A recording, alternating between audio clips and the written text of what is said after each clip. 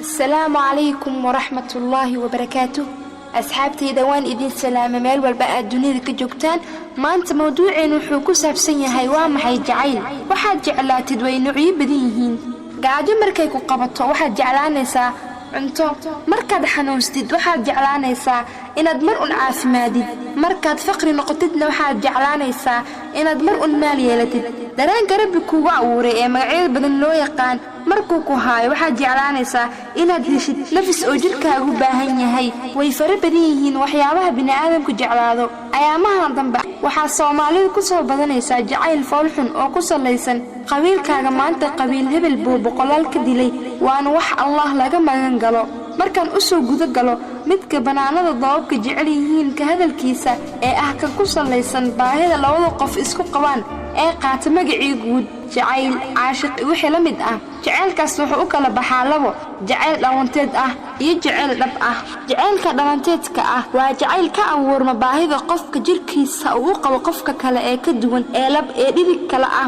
sida dhadhansiga magac ka garan kartid wada sheekaysiga dhaxmara labada qof khiyaali iyo sabasho ayaa saldhig u ah xaqiiqdiina heer wuxuu gaarsiiyaa labadaas ruux in naftooda si toos ah isku jeclaato inta badan jacaylka Soomaalidu u badan yihiin waa mid ka dhalanteedka ah waxaana sababaya habka waayadan dambe u sheekaystaan oo beenta ku dhisan iyo indhahooda oo haga ay isku raacaan aragtida qofka ka muuqata waa meesha loo yaqaan quruxda waxa kale oo ayaamahan dambe caan ku noqotay dhalinta maanta inaanan la eegin ruux u roon ee ku mashquulaan dadka kale faalada ay ka bixiyaan ruuxa ay wada socdaan sida hebla ma aragtay midkee la sheekaysato ilaaha baa og inaadan dibadda ka soo xariisan iyo hebla ma aragtay saaxiibkeed quruxdii adduunka loo dhameeyay alloo yaa iga siiya marka hablaha haatan jira iyagoo ka cararaya inaan asxaabtooda ku caayin ruuxa ay la socoto ayay bahol ka dhacdaa iyadoo nafteeda ruux qancin lahaa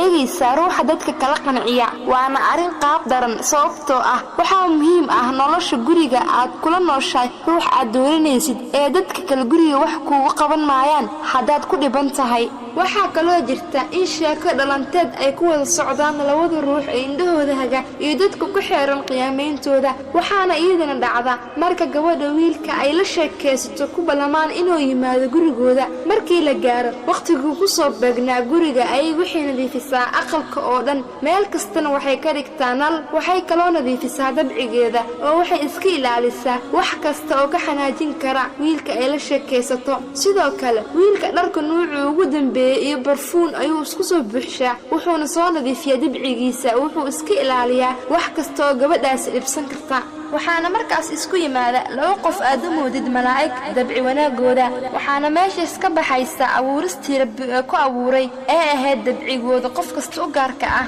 haday xanaaq badnaayeen haday maseer badnaayeen haday kafta ku kala duwanaayeen dhammaan meeshaas imaan mayso hadalka tiraada jira